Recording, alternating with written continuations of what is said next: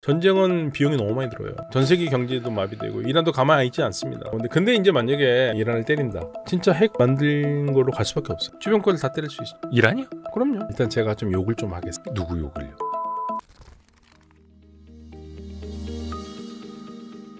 그 하메네이 있지 않습니까? 이란의 최고 지도자, 네. 대통령보다 위에 있다는 하메네이.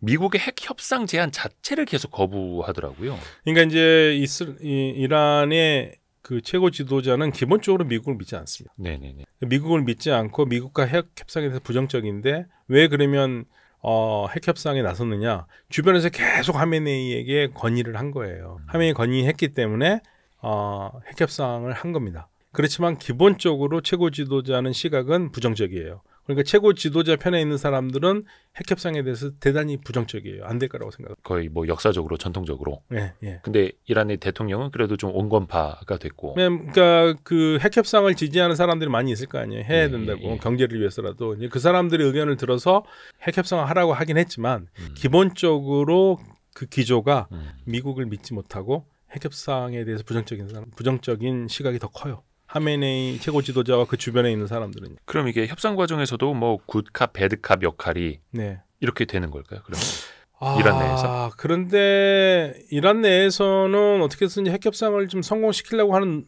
입장이 더 크다고 봐요, 저는.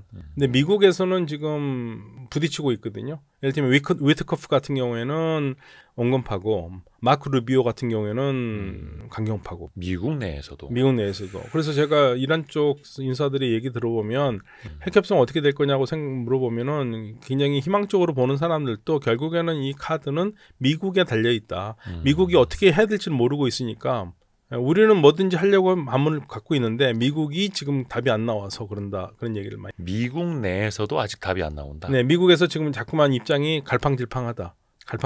그럼 결국은 트럼프가 결정하는 거 아니에요? 트럼프가 결정을 해야 되죠. 예, 근데 그러니까 아마 토요일 날 안이 이제 나오면 더 날 텐데 어떻게 조율을 해가느냐가 문제죠. 근데 전쟁은 비용이 너무 많이 들어요. 뭐 비용뿐만 아니라. 네, 전 세계 경제도 마비되고 이란도 가만히 있지 않습니다. 진짜 이거는 예를 들어서 하마스와 이스라엘의 전쟁이 아니라 그거는 그거하고는 차원이 달라요. 이란 또 산유국이다 보니까 차원이 달라요. 또 우리도 이란 석유 또 많이 사서 쓰고 있고. 네. 근데 일단은 트럼프 행정부 입장에서도 그러니까 전 임기 때 북한과 핵 협상에 실패했던 것처럼 뭔가 좀 트라우마가 있기는 할 텐데 어떻게 보면 그게 트럼프가 강단 있게 뭔가를 또 결정을 내리지 못한다라는 방증일 수도 있을 테고요. 그러니까 뭔가 핵 협상에서 뭔가 보여주는 게 아직 없어가지고 트럼프 입장에서. 그렇죠. 아무것도 없죠. 우크라이나도 지지부진, 이스라엘 하마스도 지지부진, 이란도 지지부진. 예, 뭔가 속 시원하게 터뜨린 게 없어요. 만약 이란 끝난 다음에 이제 북한 가려고 한다는 얘기들이 많이 있었는데, 네. 이란과의 이게 잘 돼야 그 다음 또 북한과도 협상을 할 수 있는 건데. 예, 그러니까 트럼프 대통령이 취임 때부터 계속 이란에 좀 좋은 말을 많이 했어요. 이란과 함께 번영하기 원하고 경제적으로. 그런데 핵만은 안 된다는 거고, 핵만은 안 된다고 그랬으니까. 근데 IAEA 보고서 보면은 이란이 언제든지 핵을 만들 수 있을 것처럼 이렇게 표현을 해놔서, 네. 그게 지금 유럽 국가들도 고민하고 있는 겁니다. 그러면 어떻게 보면 핵 협상 차원에서 놓고 보면 이란이 북한의 선행 모델이 되는 거네요. 어쩌면 그럴 수 있죠. 리비아식으로. 근데 이제 얘기를 들으면 북한은 이미 핵을 가진 거고요. 이란은 가지고 있지 않으니까. 그러면 또 북한은 그 미사일까지 어떻게 다 없애야 되니까 이란보다 더 큰 문제가 되는 거예요. 더 복잡한 과정이 되는 거예요. 더 복잡하죠. 왜냐면 일단 핵을 갖고 있고 얘기를 하니까요. 그러니까 그 뭐 핵 자체를 다 그 땅에서 없애버리는 거는 지난 트럼프 일기 때도 실패를 했던 거고. 그러니까 이제 이란 같은 경우에도 지금 우라늄 농축 한 400kg 정도 된다라는 IAEA 보고서하면 그걸 어떻게 할 것인가. 그렇다고 해서 이제 트럼프가 어떻게 보면 실용주의 노선을 타고 있는데 과거 뭐 부시 행정부나 이랬던 것처럼 막 무력으로 공격한다.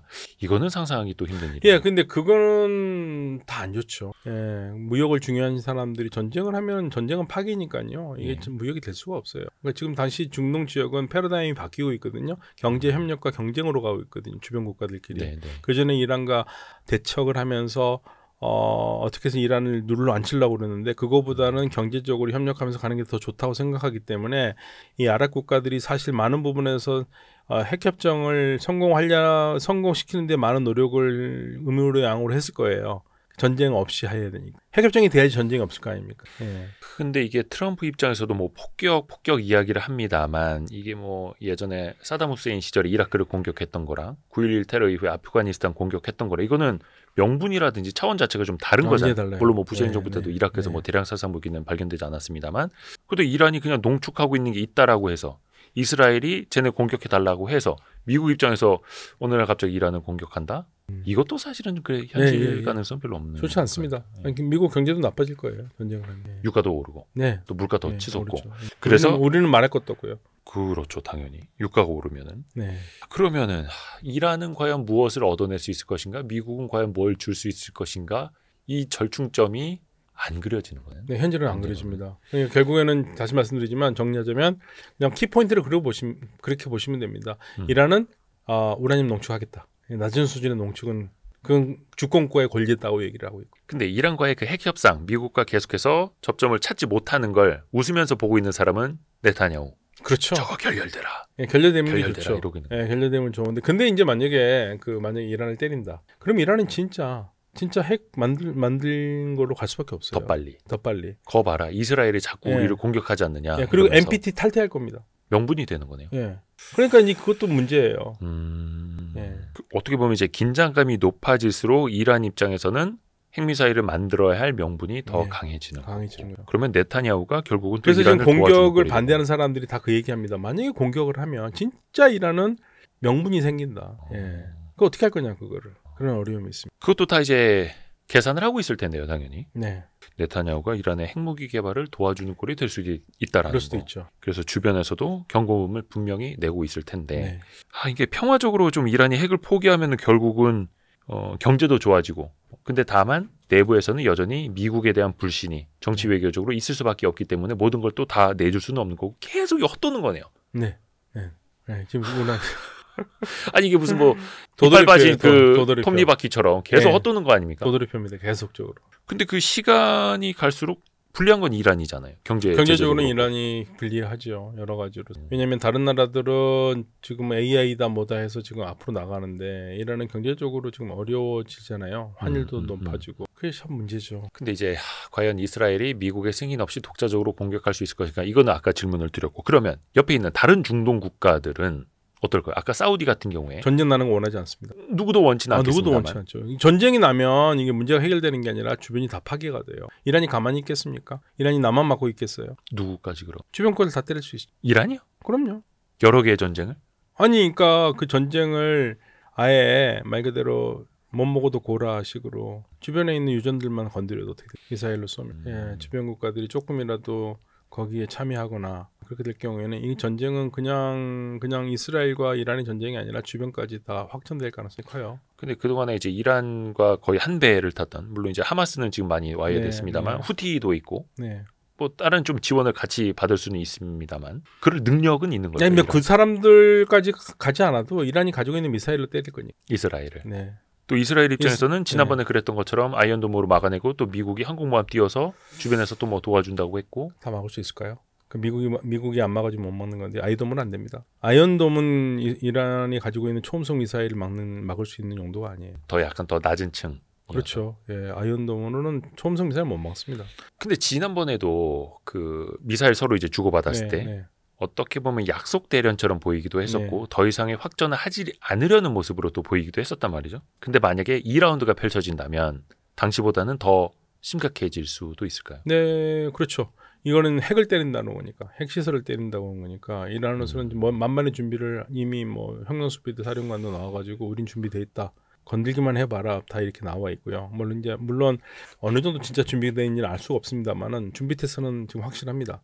그러니까 일전을 각오하겠다라는 생각이거든요.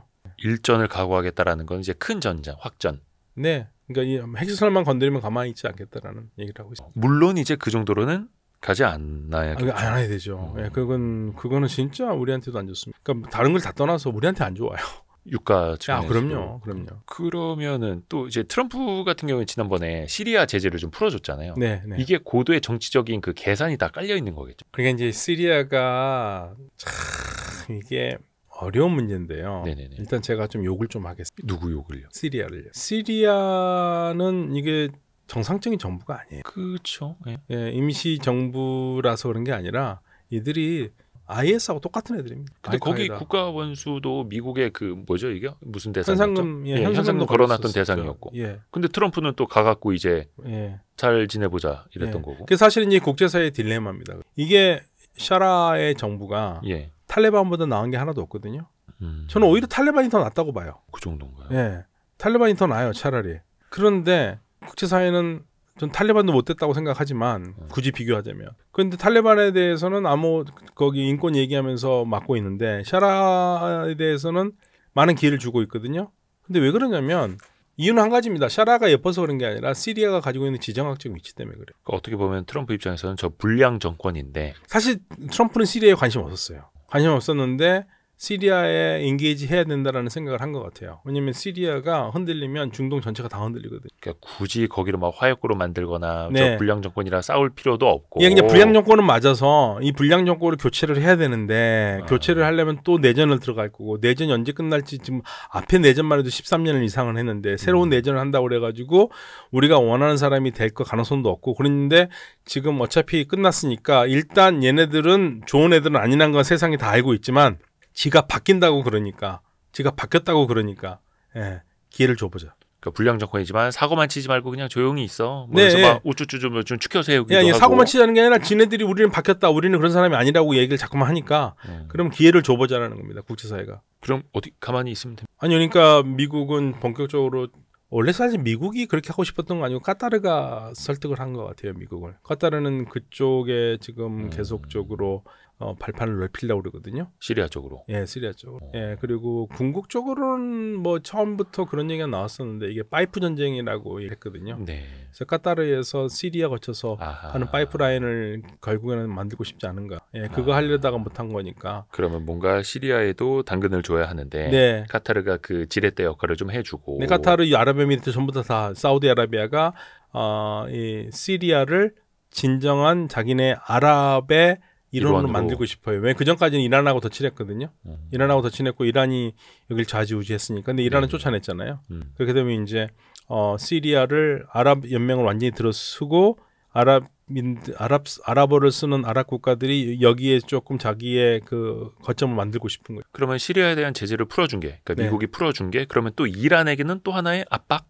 그러니까 이번에 가장 최근에 시리아가 그 얘기 있지 않습니까? 이스라엘한테 우리 이스라엘과 잘 지내고 싶다. 그리고 우리는 공동의 적이 있다고 그랬습니다. 공동의 적? 이란이죠. 옛날에는 잘 지냈다가 시리아랑. 시리아 예전 정권의 시리아 정권이 이란과 잘 지냈죠. 근데 이건 바뀌었잖아요. 예전 정권과 싸웠던 이번 정권은 이 정권의 태도에서는 이란이 예뻐 보일 수가 없죠. 예전 정권을 도와줬던 나라니까. 그러니까 현재 이란 입장에서 보면은 또 여러 가지 압박이 한꺼번에 또 생기는 걸 테고. 그러니까 이란도 지금 관망하고 있어요. 좋은 상황은 절대 아니거든요. 이란에서는 좋은 상황이 시리아에서는 다 끝나버렸어요. 그래서 지금 어떻게 보느냐면 이란은 지금 사실은 침묵 속에서 관망하고 있는 겁니다. 어떻게 될 것인가 보고 있고 끼어들 틈이 별로 없어요. 이란이 끼어들 틈이 없다. 네. 그러니까 보면은 이제 정치 외교적으로 다각도로 본인들이 이제 옥죄어 가고 있다라는 건 이란도 알 텐데. 시리아 쪽에서는 이란이 지금 사실은 손이 빠진 거죠. 왜냐하면 그 전에는 이란에서 시작해서 이라크 거쳐서 시리아 거쳐서 레바논까지 가는데 이제 시리아는 완전히 이란 손을 떠났어요. 참 이게 복잡합니다. 그렇다고 해가지고 이스라엘은 새로운 그 얘네들이 얘기하잖아요. 우리의 공동의 적은 있다 그러니까 그게 이란인데 그럼 이스라엘도 적은 이란이고 정권도 지네들도 이란이라고 그러니까 둘이 손잡을 수 있는 가능성이 있느냐? 근데 이스라엘은 얘네들에 대해서 믿음이 별로 없어요. 이스라엘이 시리아에 대한 시리아 정권에 대해서. 시리아는 자꾸만 그 러브콜을 보내거든요. 우리랑 같이 친하게 지내자. 74년에 했던 협정으로 돌아가서 우리 계속적으로 싸울 수 없지 않느냐. 계속 싸우면 서로 안 되니까 우리가 니네들하고 같이 이스라엘과 수교도 하고 하겠다. 이렇게 나오고 있는데 이스라엘은 굉장히 놀라운 조건을 제시하긴 하지만 기본적으로 이 정권에 대한 믿음이 그렇게 많지가 않아요. 불량 정권 그리고 언제 또 표변할지 모르니까. 왜냐하면 이슬람 정권이잖아요. 이슬람을 앞으로 내세운 정권이잖아요. 이슬람을 정치적으로 이용하는 정권이잖아요. 그러니까 전체적으로 또 이스라엘 입장에서는 100%또 믿지도 못하는 거고. 복잡합니다. 시리아가 굉장히 복잡한 상황이 되고 있어요. 그렇다고 해서 완전하게 시리아라는 국가가 하나의 예전처럼 온전한 국경을 가진 나라가 되기는 어려워요. 지금 상황을 보면요, 시리아 그 다마스커스를 장악한 이 샤라 정부가 시리아를 3분의 1 정도밖에 못 먹었어요. 그리고 위에 북쪽은 튀르키예와 미국, 그다음에 쿠르드 쪽이 지금 분점하고 있고요. 남쪽으로는 이스라엘이 드루즈를 보호한다는 명분으로 지금 남쪽은 이스라엘이 지금 장악하고 있거든요. 그러니까 시리아라는 나라가 상중하로 나눠져 있는 겁니다. 그러니까 남쪽, 중간, 북쪽으로 나눠져 있어요. 근데 이번에 그 시리아에 대한 제재를 해제해주면서 어떻게 보면 미국이 시리아 그 샤라 정부에 대해서 뭔가 좀 그래도 명분을 준 거 아닙니까? 예, 명분을 줬죠. 그리고 굉장히 칭찬도 했고. 대표성을 준 거. 예, 그런데 그 미국이 그런다 하더라도 지금 현재 그 지정학적인 상황이 이렇게 녹록치만 않기 때문에 시리아가 단일 국가로서 과거의 영토를 다 통합하면서 하나의 국가가 제대로 될 수 있을까에 대해서는 그거는 지금 쉽지 않고. 예, 쉽지는 않아요. 근데 주변에 사우디나 카타르 같은 경우에도 본인의 뭐 유전 파이프라인 판매를 위해서 좀 파이프라인보다도 일단은 사우디 이 시리아를 다시 아랍의 품으로 돌려받는 게 이 사람의 꿈이에요. 예, 샤라도 아랍 순니잖아요. 예, 그전에 아사드 같은 경우에는 시아에 가까운 종파였거든요. 알라위라고요. 예, 그런데 이거하고 완전히 다르죠. 아랍어를 한다 하더라도 서로 동질감이 없었는데 얘네들은 동질감이 있죠. 예, 그러니까 아랍 편으로 만들겠다는 겁니다. 이게 참 중동 지역은 계산이 너무 복잡합니다. 예, 그런데 거기다 시리아에 또 하나 있지 않습니까? 튀르키예도 지금 튀르키예도 간섭하고 있잖아요. 튀르키예도 시리아를 자신의 위성 국가로 만들고 싶어 하거든요. 그러니까 이스라엘과도 부딪히고. 그러니까 이 시리아를 두고 너무 많은 나라들이 지금 얽히고 설켜 있어요. 이제 우리는 이제 이런 시리아와 수교를 했죠. 우리가요? 예. 언제? 최근에요. 최근인가요? 예, 최근에 했습니다. 그러니까 우리가 유엔 가입국이 193개국이거든요. 그럼 우리하고 북한 빼고 191개국을 우리가 수교를 해야 되는데 마지막 퍼즐이 시리아였어요.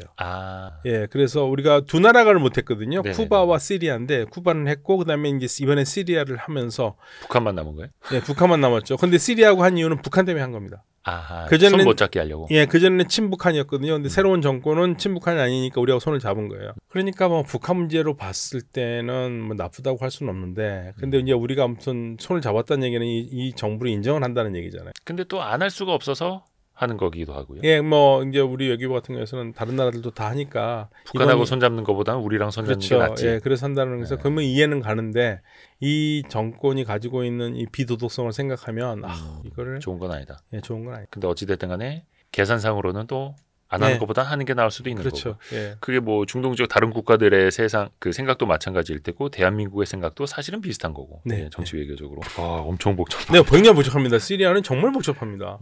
아마 이거 독자분들이 지도 없이 이거 이해를 하실 수 있나 모르겠어요.